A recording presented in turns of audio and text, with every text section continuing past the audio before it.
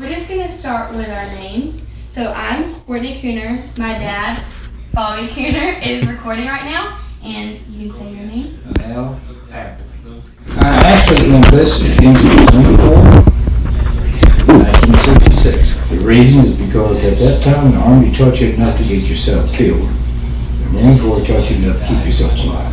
Where were you living at the time, and how old were you? Southern California. I guess I was 20, not quite 20, 19. Do you recall your first days in service? With any branch of service, you go through what's called boot camp training. One of the first statements I recall the drill instructor giving us was saying that he had just so many weeks to make us forget everything our mothers had taught us and reteach us to be men. Late one night, everybody piled off the bus. It took us, I think there were 60 of us, it took us about an hour and a half to get off of that bus.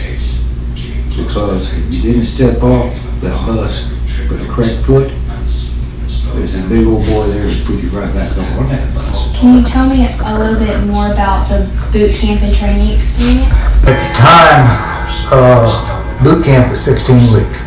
After that, we went up to, it was in San Diego. After that, we went up to Camp Pendleton, 2 or 3 months if I remember right. At that time, it was radio relay, but I ended up being a backpacker. What did it feel like when you arrived? And now, what did it feel like? You know, I never really thought about that. I really didn't have much time to think about much of anything. You know, just, well, we're here, and now what? Yeah. What was your assignment whenever you arrived? I was radio relay.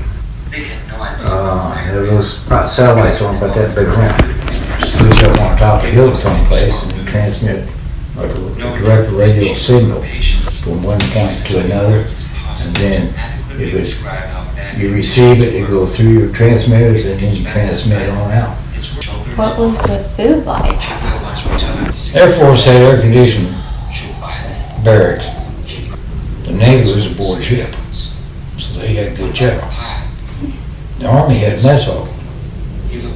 Marine Corps had cigarettes. This little box about that big, canned stuff in it. Be a little can of oil about 1/2 inch high or 3/4 of an inch high. About like a tuna fish, a small tuna fish can. Might have crackers in it, peanut butter in it. If you were lucky, it has some chocolate cookies in it. If you were real lucky, it was produced in the 60s or the 70s. But most of us had Korean War cigarettes. They'd all been canned and packed up prior to and during Korean War. So they're probably 15, 20 years old. Did you have plenty of supplies? We had all the ammunition we could use, more than we could carry. We always had spare batteries. Sometimes we didn't even have cigarettes just because of the way the supply system worked. You had to remember everything was brought to us by a helicopter. In bad weather, the choppers didn't fly. And during hailstorms, the choppers didn't fly. Now, what I mean by hailstorm is not cold weather hailstorm. It's lead. Soap was plentiful to an extent. But because of the conditions that we lived in, the weather we lived in, our clothing was not that great, to put it lightly. Once my 2 pairs of socks that I was issued rotted away, I had no more socks for the rest of the time, so for better than a year. The majority of us did not wear any underclothing. Is there any way you could kind of talk about the pressure or stress that you felt whenever you were in those conditions? Where we were, you get to the point in your life where tomorrow doesn't matter. Tonight doesn't matter. But that's a fairly accurate job. If you're here, you are. If you're not, you're not. Certainly a fair description in regard to The guy we talked to half hour ago is no more. But I would have made it fine if it hadn't been. So that's the way it is. You got to a point where you could recognize Not by a long a shot. muzzle pop, About this time, small cannon. Well, when the round leaves, Mr. Rice and Chuckle expressed his the doubt. end of that muzzle, What's in it? just like a pistol, you get that big boom noise. Only it's louder. You Get to the point where you hear a muzzle pop on the other side of the EMC, and you had anywhere from 6 to 8 seconds to get where you were going. That said, you hear something, everybody's hitting the dirt. Do you have any particularly unusual events that you'd like to speak about? Me and another guy, I had to go up and get a piece of radio equipment and bring it back down because it was bad. Go and repair it and come back down and call a ride on these two guys with a big tank. All of a sudden, out of the middle of the road, there's a great big black thing comes up like this. Two guys driving the tank, the pilot and co-pilot, they ducked their heads. He hit one of the brakes on that tank, right to the middle of the road. Those guys piled out of the tank. They then cleaned that Cobra and threw it on the radiator grills and fried it right on the spot. I passed on that one. I had a Jeep at that time, temporarily. Me and another guy decided to go down to mess hall. Now this is inside the compound, and all of a sudden, the electric on that Jeep just literally disappeared, exploded.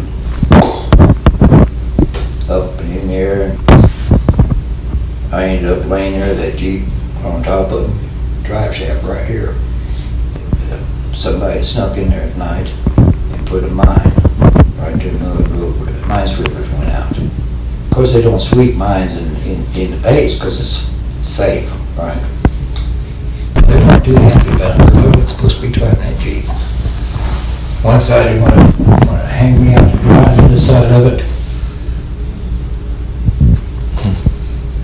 I found mine. How many lives did I save? Do you have any photographs that you would want to show? While I was over there, I had two 35mm cameras, and I took, I don't know how many thousand photographs, I guess, or so. Sent all the film back. My dad developed it all, so I didn't see him until I got back. Later on, I burned every one of them. I've got two photographs of Vietnam. I'll be glad to let you see it.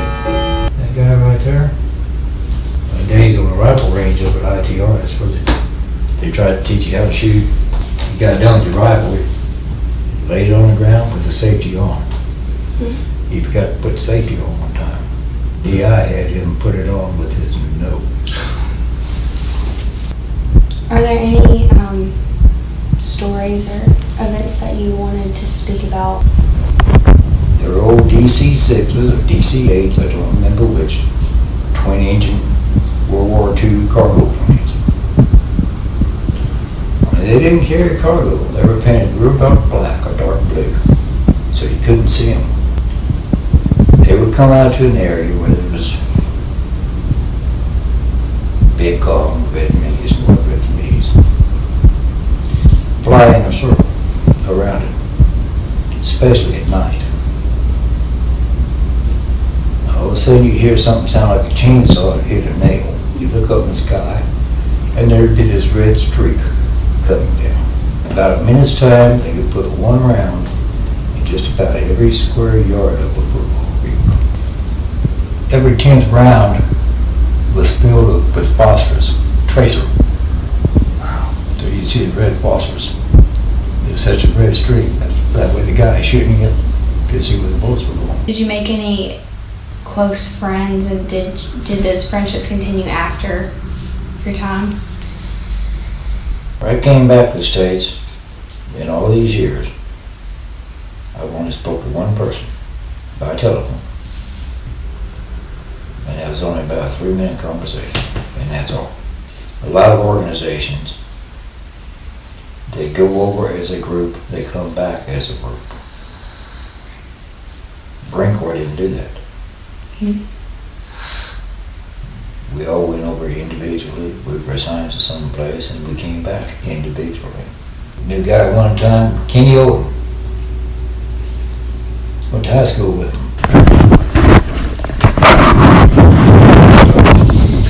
He was in high school a year behind me. But he's a good running buddy. So he got over about 6 months after I did or so. First night in Da Nang, the time he landed, went to barracks, they put him out on guard duty. Well, Da Nang was a good, secure, safe place. Hadn't been issued any weapons or anything. He'd been out there about a half hour. That was it. Didn't even have a weapon or nothing. Hadn't been there half an hour. Can you tell me about the day that your service ended? When we left Vietnam, the politics at the time were very sort of similar to what we're going through now. There's a lot of protests going on. Flew in, a plane load of us flew in to San Francisco. The plane circled around out there over the Pacific Ocean until dark. Then it landed. It stopped at the far end of the runway. Military buses that had bars on the windows and screening on the windows, and like prison transports. They rolled up to that plane. All the lights off on the buses, lights off on the plane, off the plane and onto the bus, and on back out to Treasure Island. Because there'd been too many guys who had landed during the day that never made it out of that airport alive, just because of the politics. When we discharged from Treasure Island, final orders, the official orders: do not tell anybody where you have been or what you have been doing. That's the politics of the time. That was the discharge for everybody at the time. There was no welcome home parade, no flag waving, no nothing. Just go on away, keep quiet. 'Tis better to say you've been in prison. We all have PTSD. And yeah, I had it for a lot of years. She said, "My turn, she'll tell you." Absolutely. I go outside for I don't know how many years. I'll be on patrol every night. I go outside and I'll be on patrol. Right here in a little old mobile. Somebody throw a firecracker, if I wasn't expecting it, hit the dirt. One thing that's helped me more than anything else is I became involved heavily with working with disabled veterans. Some of the things that I hear from other people about their conditions, their scenarios, one thing another, shoot, I had a party by comparison. I've been a member of DAV for 30 years. I've been working very hard with them for the last, 10 or 12, 15. I'm district commander right now for the whole bottom fourth of the state. So after the war, what did you do as a career? After a few years of drifting around, I realized I could not work inside. Just could not do it. I ended up down here in Alabama. Everybody always told me the best thing I could do was find me a Southern Belle. So I did. He's been in Alabama ever since. And now that you're really involved in that organization, so what are some of the things that you do within that? I'm a senior service officer. In other words, if a veteran has a need, or they have any problem with a claim or medical need that they need to be compensated for, or have an increase in compensation or whatever, that's what I do. Everything we do is dedicated to helping other veterans. But how did being involved in the Vietnam War change your opinions of war, or how you view war and the military as a whole? I'd do it again. Right now.